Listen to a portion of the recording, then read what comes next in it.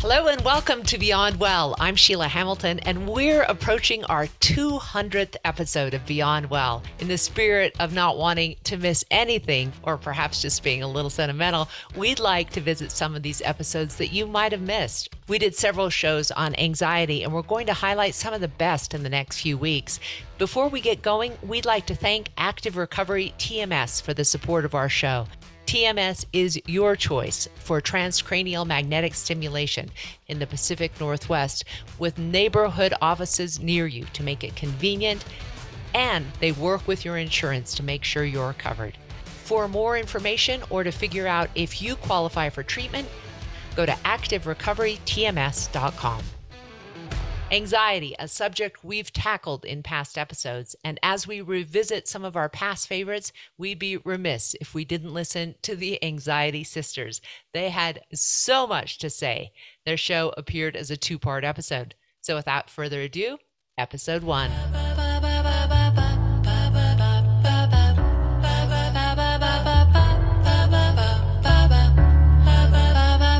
Welcome back to Beyond Well. I'm Sheila Hamilton, and today we have part 1 of our two-part interview with the authors of The Anxiety Sisters Survival Guide, Abby Greenberg and Maggie Sarachek. I have to tell you, there are so many cool books being written now around the topic of mental health. Mostly the reason that I'm saying this is because the genre of talking about mental health has moved from this very clinical approach to talking about things that we suffer with and deal with every single day to a much more humanistic, humorous, and beautiful way of actually accepting who we are and all of the differences in our brain. And I want you to put this book at the top of your mind. It's called The Anxiety Sisters Survival Guide. I want to introduce you to Maggie Sarachek and Abby Greenberg, two women who have firsthand experience with anxiety. And instead of writing the book that they could have given over to some psychiatrists or psychologists, they wrote it themselves from their perspectives of what it was like to actually go through these symptoms, the panic attacks, the sweating, the difficulty we know so many people who suffer from anxiety have. And then they also share exactly what they're doing to try to live with anxiety every day. Abby and Maggie, Mags and Abs, so good to see you. Thank you for having us. We really appreciate it. Okay, so I want you to go back to the first time both of you realized that you probably suffer from anxiety. Maggie, if you want to go first. For me, like many anxiety sufferers, it took a very long time to believe these physical symptoms that I was having could be anxiety. So I really believed I was suffering from some sort of stomach problem or some sort of stomach cancer even. And I was going around to doctors, to cardiologists and nutritionists and gastroenterologists and therapists and psychiatrists, and you say past life regressionists. I was really both of us say anyone who would take our money, we were there trying to figure out why I was getting increasing symptoms of panic attacks, why I was always nauseous and I couldn't eat. And when I ate, I couldn't keep anything down. And I didn't have anorexia in any way. And so people kept saying to me, maybe it's panic. I was like, no, I know what it feels like to be nervous. This cannot be panic. I actually was on the phone with someone I didn't know very well who happened to answer the phone at my brother's house. And I was telling her what was going on with me. Usually if someone says, oh, how are you? You say, I'm great. But I was like, I'm not doing so well, actually. Here's what's happening. She said, yeah. She said, you're having panic attacks. And I said, there's just no way this could be panic. And she said, no, because I've had them too. Wow. This is what it is. And then it started to hit me more and more like, wow, perhaps that's right. Perhaps this is panic. How old were you when that diagnosis finally came through? What was I? Probably about 25, 26. And you likely struggled with anxiety from the time you were a kid. I mean, I struggled in different ways. I had real separation anxiety as a kid. And the panic really, about 6 months after my father died, very traumatic illness in many ways. The panic attacks started to become so intense that I eventually was in this space where I was living in New York City, but I couldn't get on my elevator, and I lived on the 16th floor, and I Wow. could not get on the subway, and I couldn't drive in a car, and I couldn't drive in the rain. And so I was really heading very quickly, and I was pretty much there toward a form of agoraphobia, because Wow. there were just so many things I couldn't do. Like so many people, transportation was a big issue. Do you know, it was fascinating about what you just said. I interviewed the head of a medical system here who's very aware of how often mental health shows up in these physiological symptoms. He actually did a study and determined that 50% of the people who showed up at urgent care were actually suffering from mental health disorders, because it takes so long for them to actually get the diagnosis, and regular ER and other physicians aren't really trained about how to see a person who's in mental health crisis. They're all just looking what's on the MRI and what's on the CAT scan, right? That we could Right. save billions of dollars if we were Oh, actually looking for oh, mental health as a potential reason behind some of these physical symptoms. yeah. We actually cited a study in our book that they did in Canada that showed much the same thing, Yeah. especially when people were coming in with cardiac symptoms. Yes. It was even a higher rate. In that study, they did find that if the doctor or nurse spent even 20 minutes really explaining to someone why panic would give you physical symptoms, they were much less likely to come back to the emergency Wow. room. People will go Yeah. 5 or 6 times, they'll go Right. many times. Yeah. What's your story? Is there a similarity there in? The similarity is that both Mags and I, we feel like we've always been anxiety sisters since we were little kids, but we didn't know it at the time. I was diagnosed with obsessive compulsive disorder when I was 46. But I now remember being as young as 5 and having all kinds of rituals and compulsions and obsessions. I just didn't share them with anybody. I thought, this is probably not a good thing to tell my parents. They won't, in those days, we're talking about, I grew up in the 70s and in the 80s. And in those days, the mental health conversation wasn't even as robust as it is now. And it's nowhere near where it needs to be. So much better. When Mags and I met in college in the 1980s, we both were suffering from panic symptoms, from anxiety symptoms, from I had plenty of OCD going on, and yet I don't think we really understood it was anxiety. We just both felt, we felt attracted to each other as kindred spirits. Like we just both had this panicked look on our face all the time. and we just sort of kind of struggled through it together. So that's the part that Mags and I have in common, is that we were struggling since we were kids. We didn't have the vocabulary for it. Mm-hmm. We didn't know, oh, this is anxiety. But I was originally diagnosed with panic disorder, and talk about emergency room visits. I stopped going to the same hospital because I was embarrassed. Wow. So I went to the first hospital twice in a row and then felt too ashamed to go back to them again with my next quote unquote heart attack. So Yeah. I went to 20 miles away to a different hospital another 2 times. And every time they would do all the tests to see if I'd had a heart attack, and they would do the EKG, and they even did a chest x-ray, and they did blood work. Wow. And they'd come in and the doctor would say to me, "You have had no signs of any kind of cardiac malfunction. I mean, you Wow. are really okay." And I said, "Have you ever seen House? Keep looking." Because I really thought I was dying. I got everything. I got the whole Bayer aspirin commercial, Yeah. like this dizziness in the left arm. I got the whole thing. Yeah. And I said, this just can't be anxiety. There's no way this can be anxiety. And then, eventually, I started seeing a therapist and a psychiatrist, and lo and behold, it really was anxiety. But, but I was originally diagnosed with panic disorder. That was in my Wow. 30s.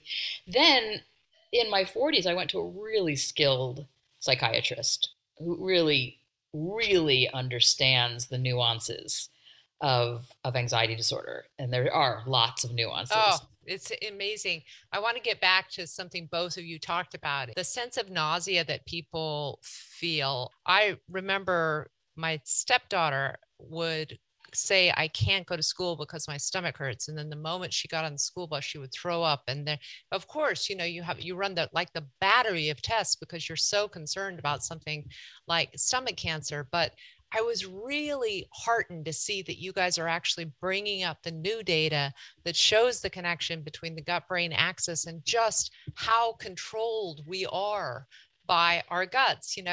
I think the old image of how we dealt with our well-being was that the brain told the gut what to do, right? But we now know the messengers are coming from the gut just as much. And it's this big communication going on all the time. How did, once you guys got that data, how did you change your approach to your own self-care? Or have you done something differently because there is so much new data around the connection? We really already knew the connection between the stomach, even before we read The Second Brain and started to read all the research coming out of McMaster in Canada, which is where a doctor named Stephen Collins is doing amazing work. One of the studies that absolutely fascinated me was that he would do a biome transplant, a gut biome transplant from anxious mice to calm mice. Yeah. And the calm mice became anxious and the anxious mice became calm. And I've also read so much stuff about Parkinson's disease, which now they know that they can actually detect stomach indications of Parkinson's 20 years before a single neurological symptom will show up. Isn't that wild?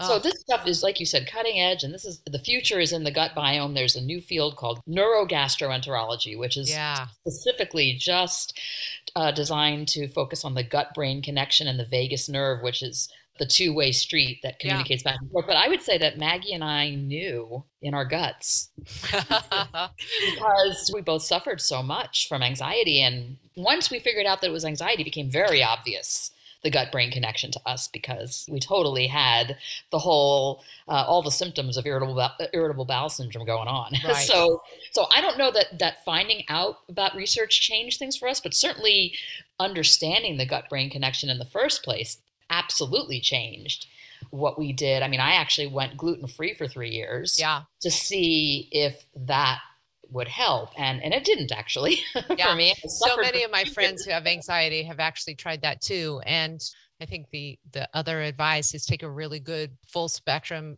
probiotic. But I do think that there's something incredibly wonderful in just the knowledge that this is actually part of what's making you feel the way that you feel without maybe having the answer about how to control it. Have you done anything differently in your life, given that knowledge about what is happening with your gut when you're having these very strong physiological symptoms? I always say there's like a two-edged sword here. Obviously, this research is so powerful. One of the things we both worry about is that when you have an illness, like a brain illness, right, there's a lot of snake oil salesmen out there. And we've been to many of them. So we know. They took your money. Yeah, they took our money. They took, the acid and alkaline of my tongue. I mean, I've done it all. And Abby's done it all. A lot of the research right now, I think, even though, of course, probiotics and this and that, I'm not sure that it's yet pointing to an actual, okay, here's the research and here's what you do. I'm not sure, even with probiotics, like someone really has to understand probiotics really well, and it has to be tailored to what your biome needs. And even then, we're still lacking in some of the research for some of the claims that are made. Yeah. Oh, absolutely. And like I said, I did the gluten-free thing for 3 years, and that did not help my anxiety. It helped other things, but not my anxiety. And I did that NutriVal, which was where they evaluate every bodily fluid that you have to determine what exactly is in your biome. And I had a prescription probiotic designed exactly for me that I took for years. Wow. And being very honest, spent a lot of money on it, but I'm being very honest when I'm saying that I'm no longer on that probiotic. And, it didn't change my anxiety. What does work for you? I really want you guys to go through some of the most effective behavioral treatments and also physical exposure and nature and walking and friends and company. Please go down the list. Let's start with you, Abs. Before we would even go into the techniques, I would say that for both me and Mags, our lives changed and our worlds started to grow again when we changed how we felt about anxiety in general. We used to think it was something you had to stop it. You had to eliminate it. You had to get it out of your life. You didn't want it. It was a disease. Get rid of it. And we spent a lot of years fighting our anxiety. And as you well know, and most people who've had anxiety and have done the fighting thing know that what we pay attention to grows. So actually fighting anxiety makes it worse. Yeah. So it took us a really long time to figure that part out. But once we figured that out and said, wait a minute, what if it's not so terrible to have anxiety? What if that's Mm-hmm. just part of being human? And what if we can be happy even with anxiety? Mm-hmm. Then what? And that just, we flipped it on its head. So I would say that's the very first thing that happened to us, is that we stopped trying to fight the anxiety and instead considered, oh, if we don't fight it, then how can we manage the symptoms? Because those can be doozies. And we're not suggesting that people just sit back and enjoy a panic attack, because there's no such thing. Right, exactly. And then we started with the techniques. But it was before that where we changed our mind about what the goal was. The goal was no longer to stop or eliminate the anxiety. I love that you're saying that, especially with a lot of the corporate work that I'm doing right now. I try to tell managers and corporate leaders, your employee with anxiety is likely going to be a higher performing employee. They're likely to be more responsible in terms of when they meet deadlines. They are consistently ahead of the curve in seeing dangerous trends. I mean, there's so much amazing data about the benefits of people who have anxiety, because that extra bandwidth that they're out there paying attention to is something other people who are more confident, relaxed, and settled don't see. So I love that you just talked about that, accepting where we are, neurodiversity, and how it can actually help as well. Ask Abby how much before the whole coronavirus lockdown started did I say to her? Oh yeah. She called it months in advance. Yeah. I said, Mags, your anxiety is really getting you right now. We are not going to have a pandemic. Mm-hmm. Obviously, what Abby said is so important. And then I think our step two that's so important, and I know we will get to techniques, is that idea of this whole idea of self-compassion. Yeah. Really changed our lives as well. This idea that if we yell at ourselves about our brain illness, if we talk to ourselves as if we are very disappointed in ourselves, which sometimes we are, that harshness, that lack of understanding sends you more into that fight, flight, or freeze. Because this is a brain illness, also to do with your, vagus nerve, obviously, but this is a brain illness and it sends you further in. So really learning to talk to yourself as you would a close friend was very transformative, and understanding that, we're not alone in the struggle. To struggle is to be human. We all have struggles, right? We all struggle. That sense of connection with other people, like our connection with each other, Abby and I, but then our connection with our community now of over 200,000 people, anxiety sufferers around the world, that sense of connection is one of the most healing pieces. I know people look for techniques, but I think what Abby was saying is a lot of it is how you approach yourself, how you approach anxiety, the empathy that you develop. Well, and it's also, anytime that we can see ourselves sort of mirrored in other people, when we just feel more community, we feel more a part of the human race, right? And so when someone describes a childhood that was almost exactly like yours, you're like, oh, my sister. That's why I love that you call it the Anxiety Sisters Survival Guide. Do you know, I haven't ever seen any data that breaks down anxiety by gender. Is it more common for women? Yes. Yeah. And do you think that's hormonal? And guess what? Twice as likely. Women are twice as likely as men to suffer from anxiety. So there's a lot of statistics now out there. I think the latest one's on the NIH website. First of all, a lot of the data is based on self-report. Yeah. And many men either don't know what they're feeling as anxiety. They may call it something else, stress, anger, right? Also, for men, the stigma is often worse than it is for women because of the stress on achievement Western culture places on men. They're not allowed to show quote unquote weakness. Unfortunately, mental health issues are still equated with weakness in our culture. And this Maggie's and my life work is to change that if humanly possible. For those reasons, and because they actually also are really now thinking that women and men process serotonin differently, something to do with estrogen. So there's for any number of reasons, women, we won the lottery.